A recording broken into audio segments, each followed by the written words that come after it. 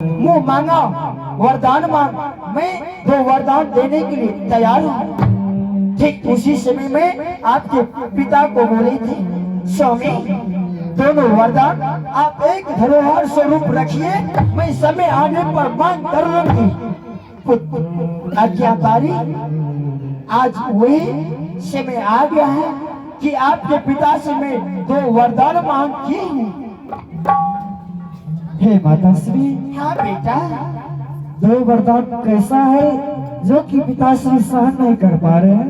बेटा जी माँ। मेरा पहला वरदान है, जिस जगह तुम्हें आपके पिता राज अभिषेक करने की तमाम अयोध्या में ढिंढोरा पिटवाया था, ठीक उसी जगह मेरा गर्भ से जन्मा हुआ पुत्र भरत के लिए मैं मांग की हूँ। क्या माता श्री, जिस जगह मुझे राजाभिषेक हो रहा था उस जगह भरत को हो? हाँ बेटा। यह भी अच्छा बात है। दूसरा वरदान क्या है? दूसरा वरदान, हाँ, तुम तापसी विशेष उदासी 14 वर्ष राम वनवासी पुत्र राम जी माँ। तपस्वी रूप धारण करो और अपने पिता की आज्ञा की पालन करो। तुम्हें 14 वर्ष वनवास के लिए मैं मांग की हूँ। क्यों नहीं माता श्री, ठीक है माँ। बेटा आप मुझे आशीर्वाद ही दो। आशीर्वाद है प्रणाम। और तो आपका पिता ही बताएगा। ठीक है माता श्री। हे पिताश्री, और पुत्र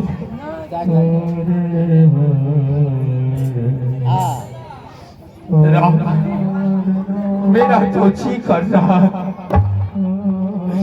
तुम्हें हम बचपन में गोद में रख करके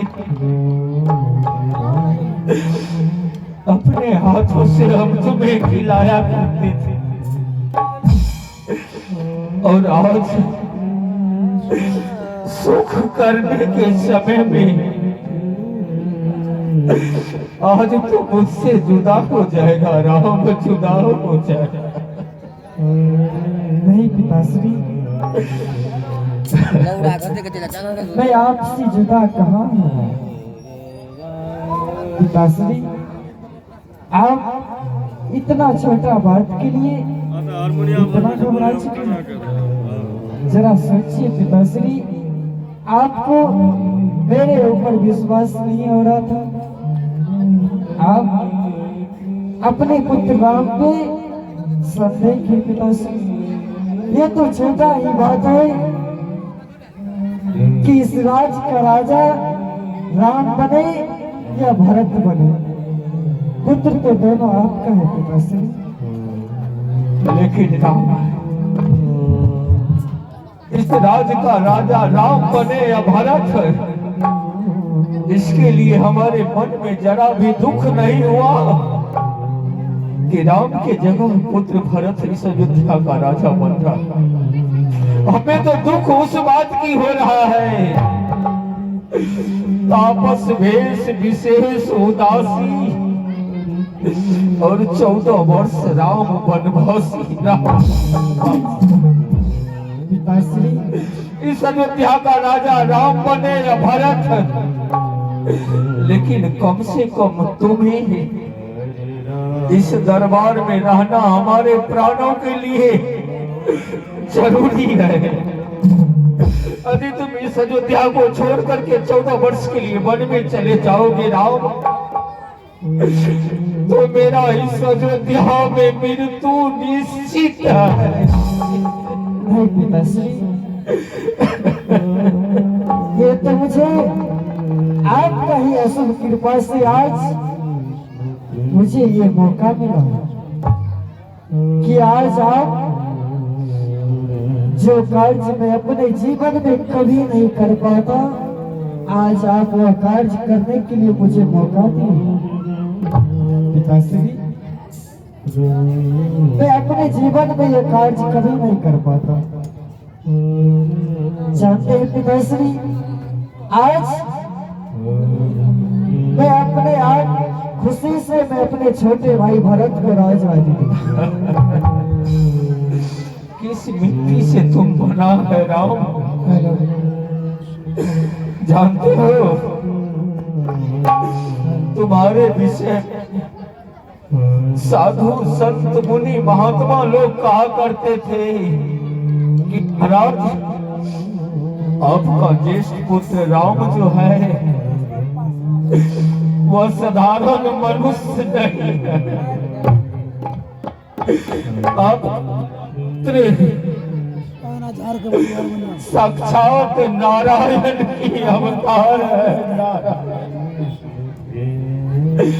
आज मैं पुत्र को नहीं, इस महल से मैं भगवान को विदा कर रहा हूँ। भगवान नारायण। इसलिए तो हमारे गोस्वामी तुलसीदास जी रामचरितमानस में 122 दोहा लिखते हैं कि दुख में सुमरन सब करे, सुख में करे न कोई, जो सुख में सुमरन करे तो दुख का है को। हे पुत्र रूप भगवान, हो सके तो हमें माफ कर। नहीं पिताश्री, आप अपने आप को संभालिए पिताश्री। आज आपकी वजह से मुझे यह शुभ अवसर पर मौका मिला है और आज मुझे आपने ही ये काबिल बनाए हैं कि मैं आपका ही आज्ञा का पालन करूं। आप जैसे धर्मात्मा पिता पा करके मैं अपने आप को धन्य समझता हूँ पिताश्री कि आप अपने बारे में नहीं अपने पुत्र राम के बारे में सोचते हैं। हे पिताश्री, आप जैसे धर्मात्मा पिता ईश्वर सबको दो पिताश्री। आज मैं आप जैसे धर्मात्मा पिता पाकर के धन्य धन हो पिताश्री। आप मुझे आज्ञा दीजिए कि मैं 14 वर्ष बन जा सकूं। पुत्र राम, जी पिताश्री। आशीर्वाद आशीर्वाद तो एक मनुष्य को दिया जाता है, फिर भी एक पिता के नाते, एक पिता होने के नाते हम तुम्हें वह आशीर्वाद दे रहे हैं जहां हमारा पुत्र राम, जहां हमारा पुत्र राम वही अयोध्या धाम, वही अयोध्या। प्रणाम पिताश्री। जाओ जाओ। अरे राम राम राम हरे हरे कृष्ण हरे कृष्ण कृष्ण हरे हरे। जरा देर ठहरो राम, तमन्ना नहीं है, अभी हमने जी भर के देखा नहीं है, अभी हमने जी भर के देखा नहीं है। जरा देर ठहरो राम,